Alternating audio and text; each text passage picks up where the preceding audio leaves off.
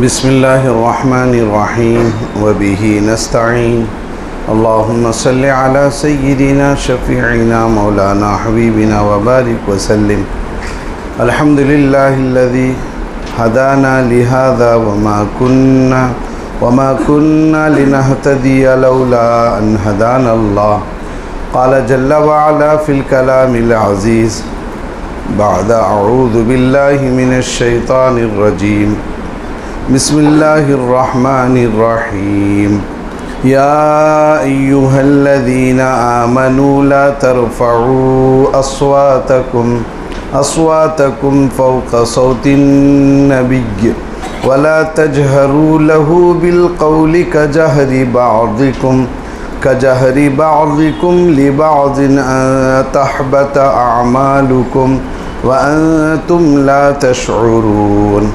इन्नल्लज़ीना यग़ुज़्ज़ूना अस्वातहुम इंद रसूलिल्लाह उलाइकल्लज़ीना इम्तहनल्लाहु क़ुलूबहुम लित्तक़वा लहुम मग़फ़िरतुन व अज्रुन अज़ीम।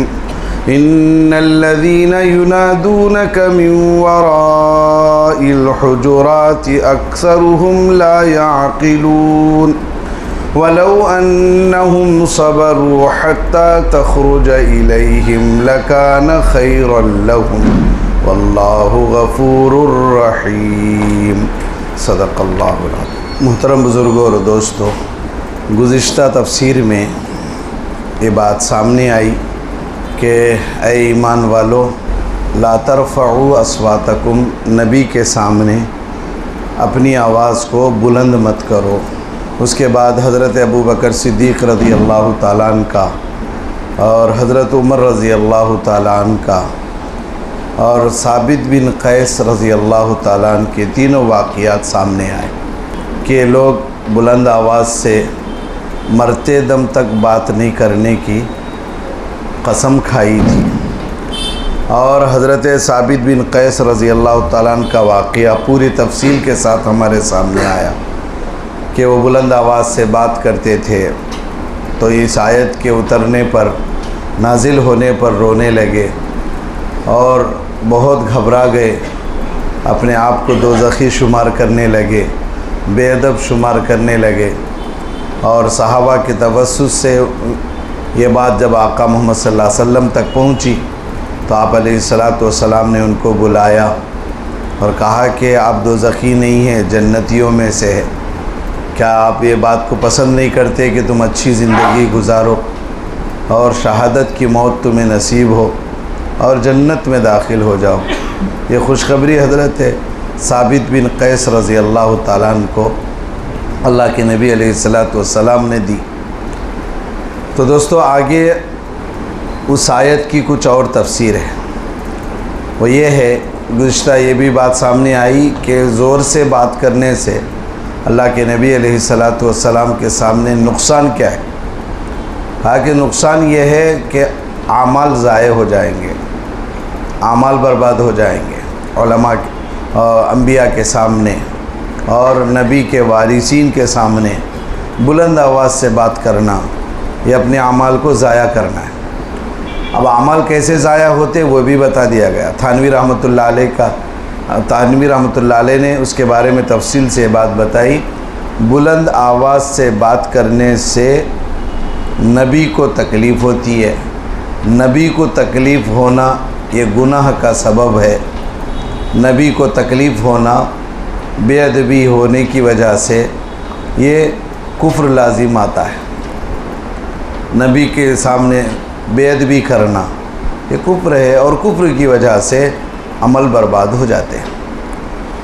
तो इसलिए दोस्तों, उसके ज़िम्न में ये बात भी आई, उलमा के सामने भी अपनी आवाज़ को पस्त करना चाहिए।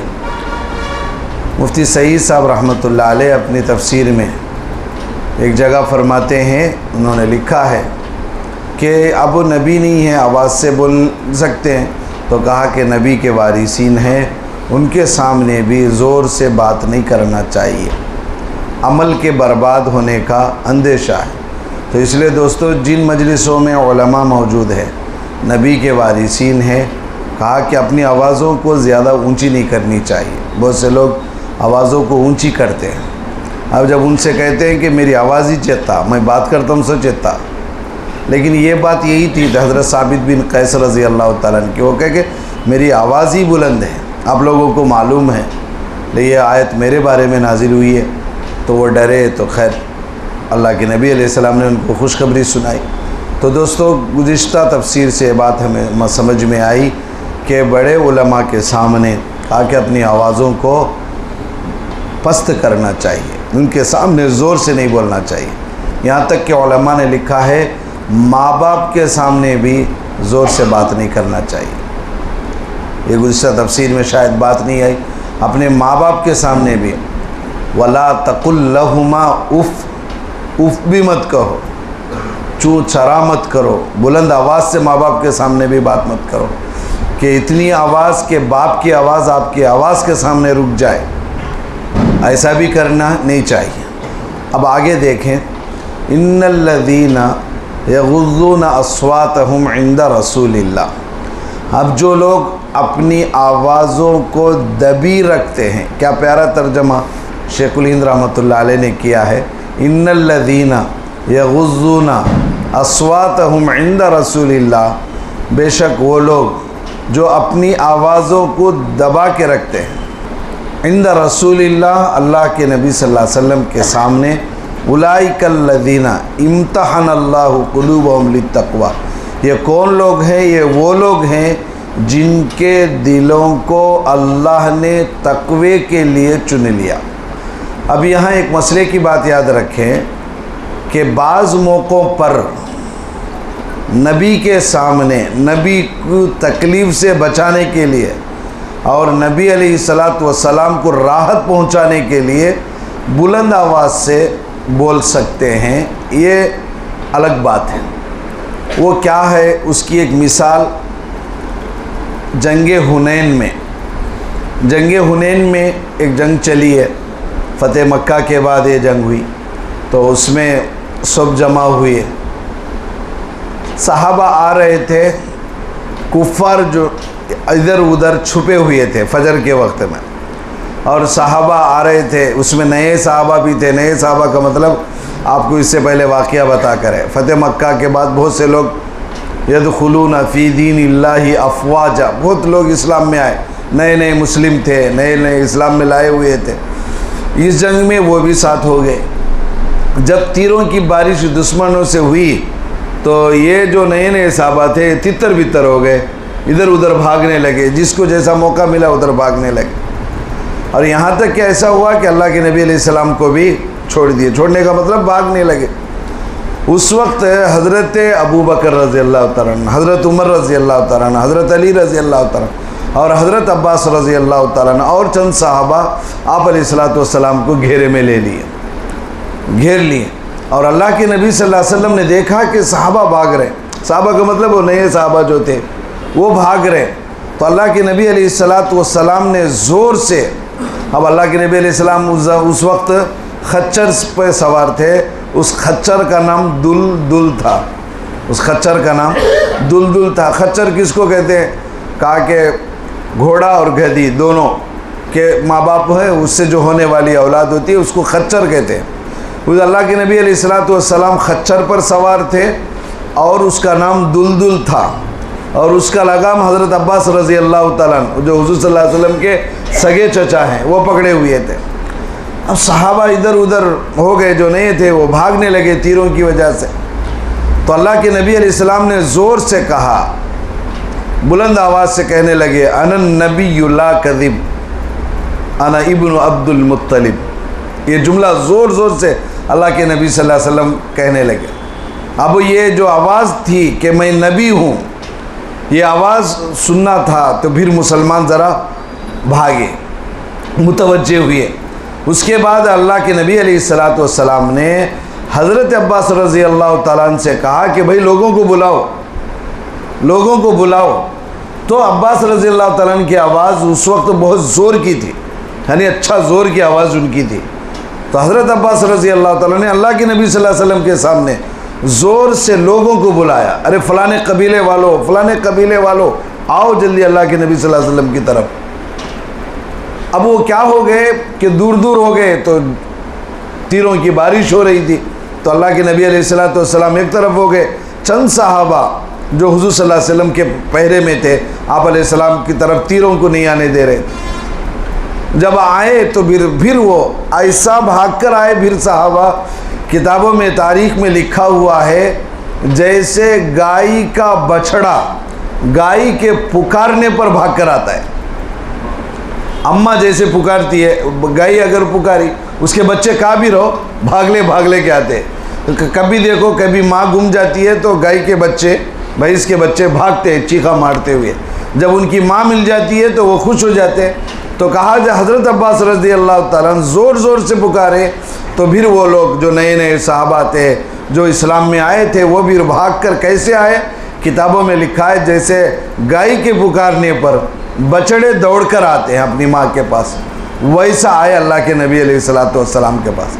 अभी यहाँ जो अल्लाह के नबी अलैहिस्सलातु वस्सलाम ज़ोर ज़ोर से पुकारे हुज़ूर सल्लल्लाहु अलैहि वसल्लम के सामने, फ़लाने कबीले वाले, फ़लाने सरदार आओ इधर, तो कहा कि ये बेअदबी नहीं है। क्यों? इसमें अल्लाह के नबी अलैहिस्सलातु वस्सलाम को राहत है, नबी सल्लल्लाहु अलैहि वसल्लम को तकलीफ़ हुएगी। क्यों? दुश्मन हमला करेगा, तो ये राहत पहुंचाने के लिए हज़रत अब्बास रज़ी अल्लाह ताला ने उनको पुकारा। अब ये पुकारना अल्लाह के नबी के हुक्म से है, ये जो ज़ोर से पुकारे हैं हिसाब से नबी साहब में बोले जानी ना हल्का। अब नबी के सामने एक मरतबा हम कार में बैठे हुए थे, मैं आपको एक मिसाल बताता हूँ इसकी, शेख मोहतरम के साथ कार में बैठे हुए थे। अब बाहर हैं, पीछे हम लोग बैठे हुए हैं। अब हज़रत के सामने आहिस्ता बोले ड्राइवर चला रहा है, अब जाने का रुख पीछे वाले को मालूम है। अब उन सामने ड्राइवर जरा इधर चलो, जरा इधर चलो, जरा उधर चलो, ऐसा हल्का इधर साइड लो, लेफ्ट लो, ऐसा बोलते रहे। अब वो बेचारा कंफ्यूज हो रहा है चलाने वाला।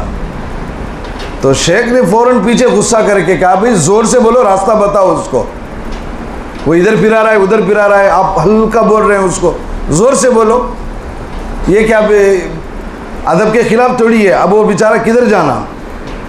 तो ये मतलब होता है कि जब खुद नबी खुद हुक्म दे कि ज़ोर से बोलो तो बोलना चाहिए, ये बेअदबी नहीं होती है, लेकिन ये नबी की इजाज़त से होता है। उसके बाद अल्लाह तबारक व तआला ने कुरान कहता है जो लोग आवाज़ को नबी के आवाज़ के सामने पस्त करते हैं, कहा कि अल्लाह ने उनके दिलों को तक़वे के लिए जांच लिया। अब तक़वे के लिए अल्लाह ने, शेखुल हिंद रहमतुल्लाह अलैह ने बड़ा प्यारा तर्जमा इसका किया है कि अल्लाह ने उनके दिलों को अदब के तुख्म रेज़ी के लिए परख लिया है। अब रैतु जो किसान होता है दाना कब डालता है, बोलो बोलो भाई, रैतु का तो किसान रैतु कहते हैं।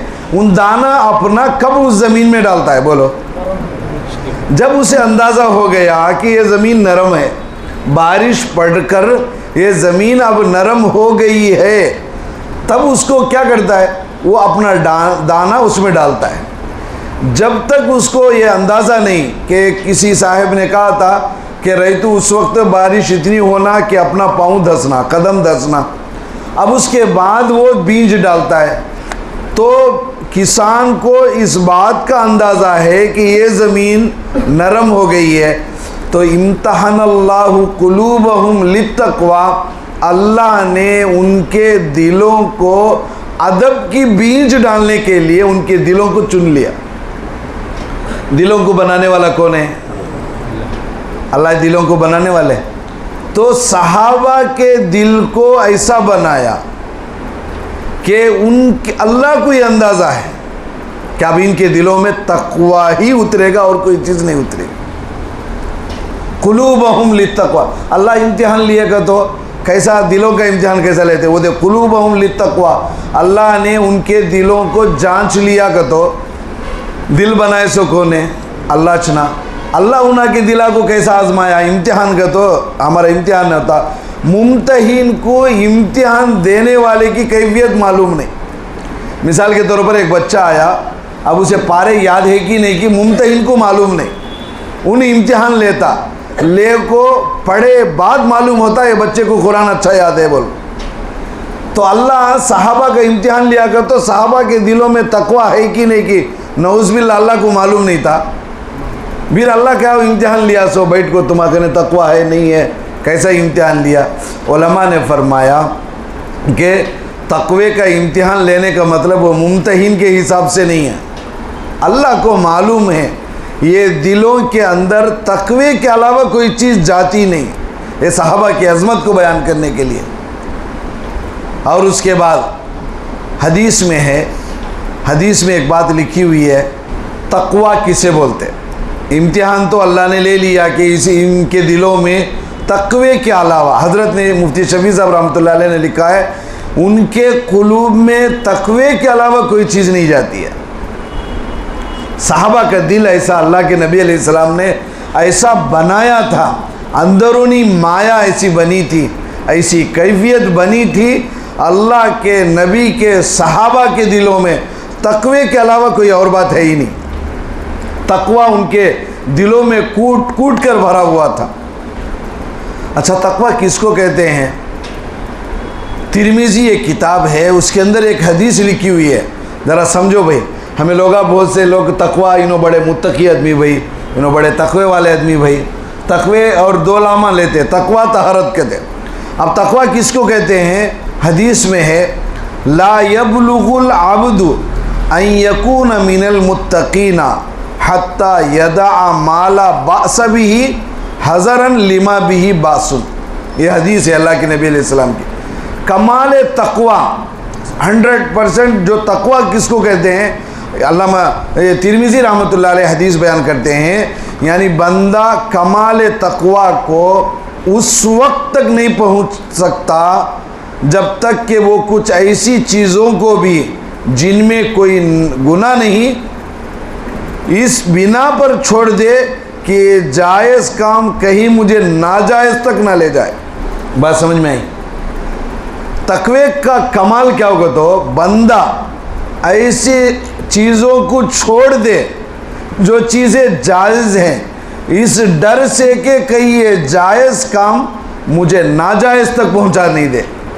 अब उसे समझना का तो अब हज़रत अब्बास रज़ी अल्लाह ताला अन्हु की जो ऊपर किस्सा गुज़रा कि अल्लाह के नबी अलैहिस्सलाम के सामने ज़ोर से भी नहीं बोलना, लेकिन बाज़ जगह जायज़ है बोलना। बोलना जायज़ है, आवाज़ से बात करे जा, लेकिन कई को तो भी अच्छा अगर मैं बात करते करते कहीं आदत ना बन जाए और अल्लाह के नबी सल्लल्लाहु अलैहि वसल्लम के सामने जायज़ है जगह को बोलने का जगह, नाजायज़ है नहीं, जहाँ नहीं बोलना वहाँ भी ज़ोर से बोल दूँ तो मेरा ईमान बर्बाद होगा, इसलिए बचना। जायज़ काम ही है, आवाज़ से बात करना जायज़ है, लेकिन कहीं ऐसा ना हो मुझसे गलती होकर मैं बेअदबी में ना आ जाऊँ। ये सहाबा का कमाल था, ये सहाबा का कमाल था, ये डरते थे सहाबा। और आगे लिखा है इससे मुराद वो मुश्तबा उमूर हैं जिनमें गुनाह का ख़तरा और शुबा हो। तकवा का तो हराम से बचने का नाम नहीं तकवा, बल्कि तकवे का नाम ये है। तकवा किसको कहते हैं? कहा कि उन चीज़ों से भी बचे जिनमें डाउट है। मुश्तबे माल से भी बचना, मुश्तबे माल से भी बचना, कहा कि ये तकवा है। किसी माल में डाउट है, एक तो हराम है एक हलाल है, वो तो बय्यिन है, क्या मतलब हराम मालूम हलाल मालूम, लेकिन ये एक माल ऐसा है जिसमें डाउट है, ये की वो की, कहा कि उससे भी बचना ये तकवे का कमाल है। आगे लिखा है हज़रत शाह वलीउल्लाह मुहद्दिस दहलवी रहमतुल्लाह अलैह, इन्हों बहुत बड़े अल्लाह वाले हैं। अब कौन तो भी हदीस बयान करना का तो इनसे गुजरे नहीं सका, ऊपर जा सकते नहीं। अब मिसाल के तौर पर मैं हदीस बयान कर रहा हूँ, मैं किससे सुना भाई हदीस है? हमारे उस्ताद से सुना, उन्होंने किससे सुने? उनके उस्ताद से सुने, होते होते होते होते दिल्ली तक जाएगा। शाह वलीउल्लाह मुहद्दिस दहलवी रहमतुल्लाह अलैह से पहले कौन भी हिंदुस्तान में हदीस नहीं लाए।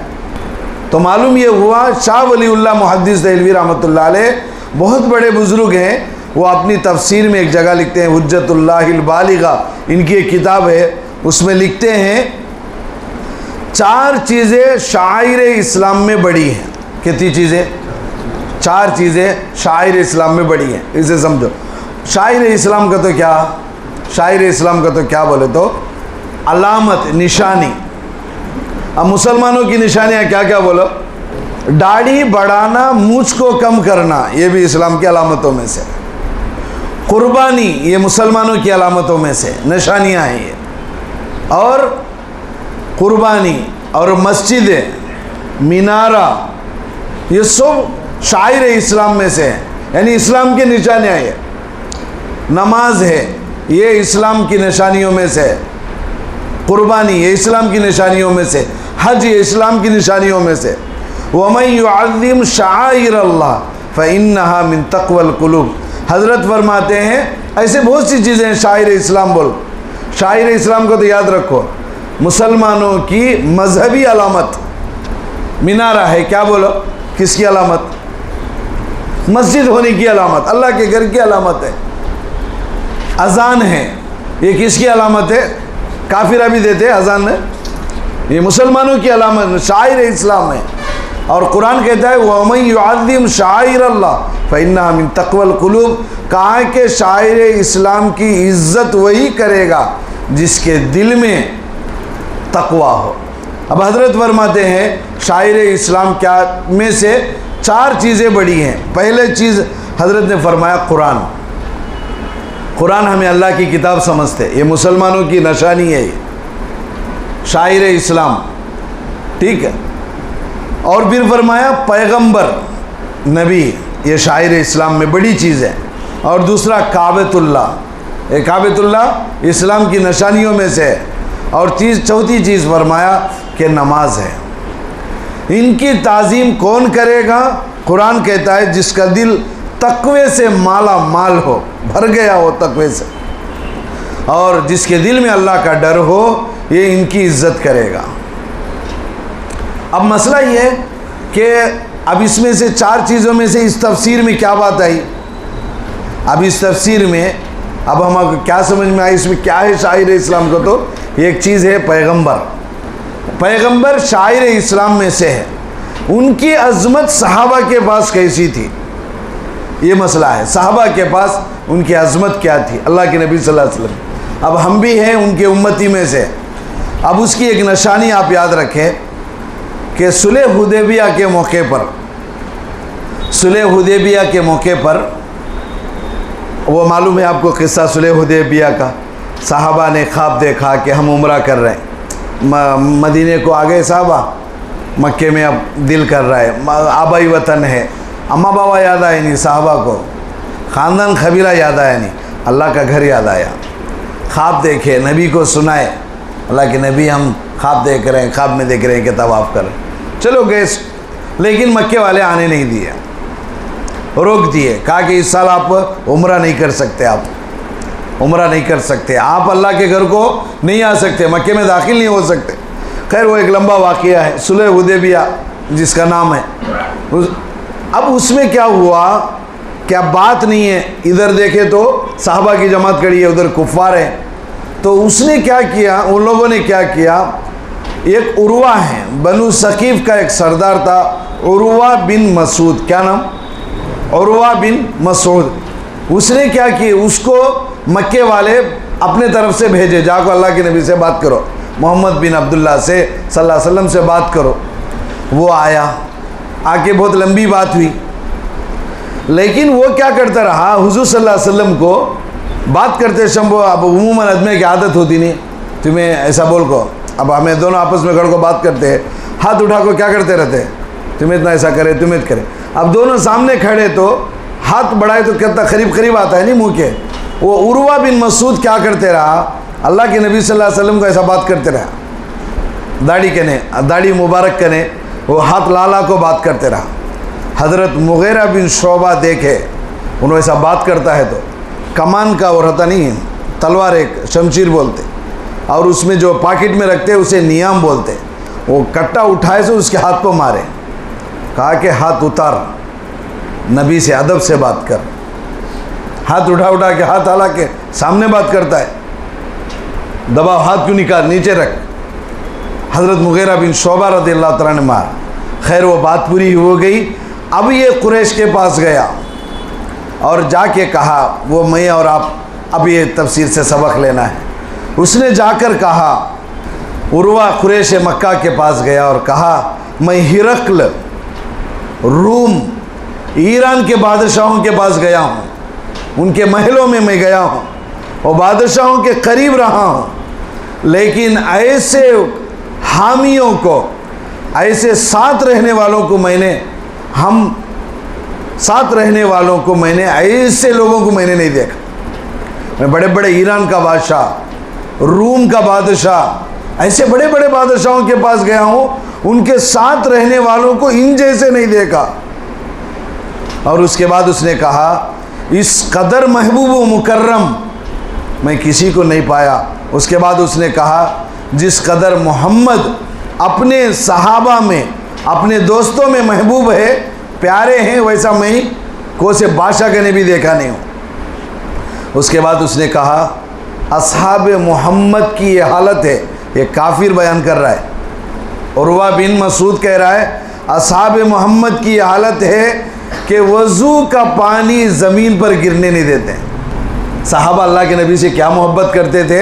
शायर इस्लाम में से, अल्लाह के नबी जब वज़ू करते थे, सहाबा वो पानी को नीचे नहीं गिरने देते थे।